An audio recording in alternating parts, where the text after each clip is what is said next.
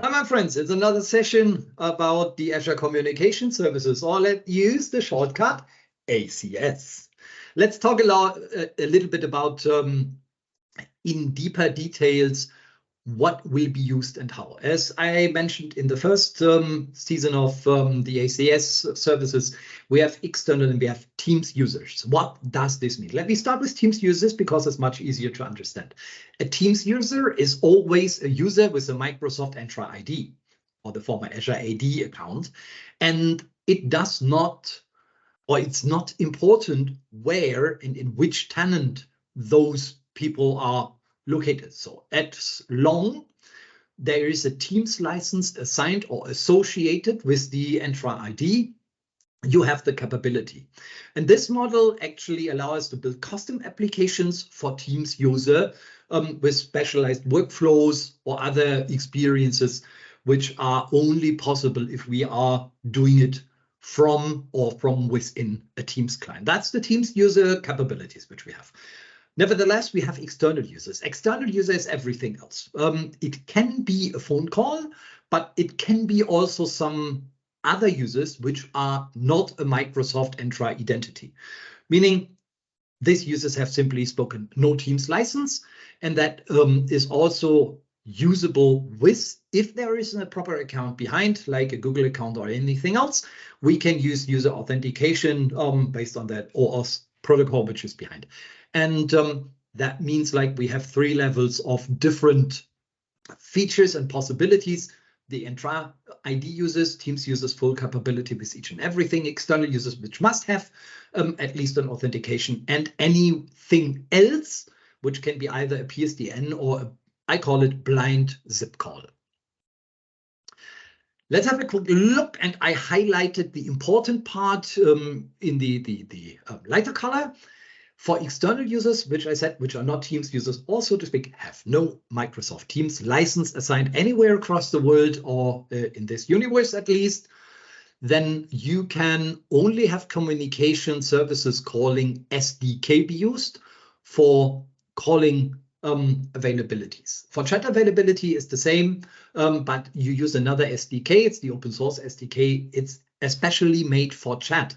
That could be, for example, also an application, listen to the music and then tell me what this music song is about, if you use maybe AI in behind. They can join Teams meetings. So that means that's another capability. You can not only program it, but you can also push everything back into your Teams environment and, for example, set up customer scheduled calls and invite them and let them into your Teams meeting with your own application you have programmed.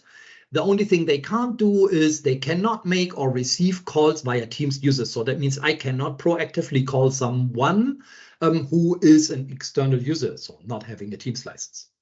And PSDN support, it is not supported for communication services users in Teams meetings, which means like in the Teams meeting, you cannot actually call out. It's easier to explain.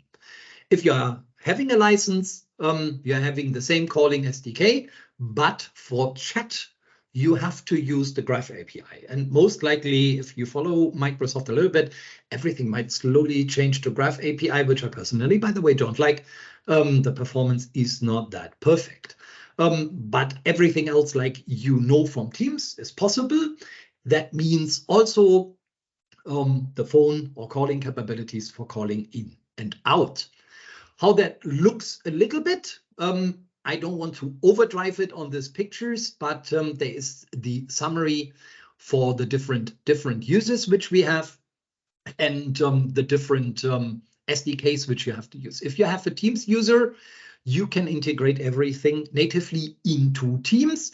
And that also gives us an understanding on how it logically works behind.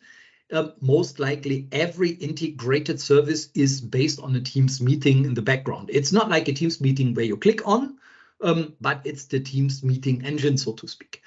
If you have a Teams user, you can use the core SDK UI for making your graphic interface, and everything else you have to program via Graph API. On the other hand, if you are anything else which has no Teams license, you can also use the Teams desktop versions, but then as an anonymous user. And we call it bring your own device users. So someone else with whatever kind of client, could be even your own developed one, you have to use the SDK's kits. On the other hand, we can have also Teams calling experiences where we can do certain, that one I don't want to describe much too deep because it's a little bit too complex, but you can bring the Teams users in different ways together, which I explained for the Teams users as the enhanced version of capabilities you have with ACS services. How that actually looks like, very much simplified, is you have Azure Communication Services and you have the client calling SDK. The SDK, or within the SDK, you can handle out and incoming media in the form of audio and video, which includes PSTN, which is simply audio, so to speak. And then you bring it to the processing engines in the Azure Communication Services. Here's the link if you want to understand it a little bit more in deeper, but it is important to understand where you use the SDK and then use the different methods actually connecting to the Azure Communication Services. For those important, and I want to just give you a help, you can pause the video here if you want to know what kind of video and audio you can use and which is compatible across all the different deployment versions. If you use it in your applications or even on a mobile application, so that you take care what it is and what is also the data which is used and required behind.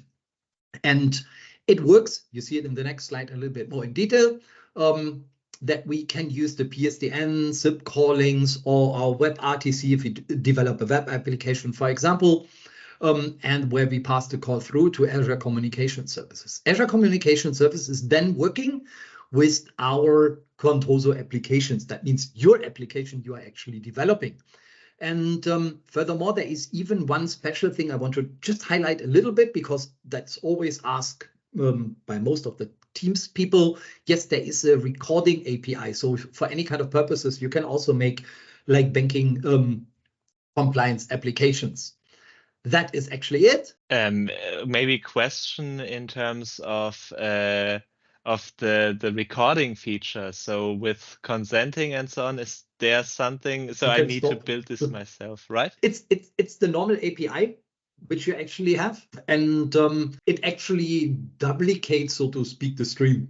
So similar, you had it on switches where you just have a port where everything is replicated. You pull it out there, and then you can do another kind of whatever recording you want, or savings or transcriptions or anything of that kind of call recording and archive. How compliant it is, make a big question mark, because it's still in the same. But if you develop one, it makes sense to actually just use it, because you save a bunch of money rather than having a third-party application.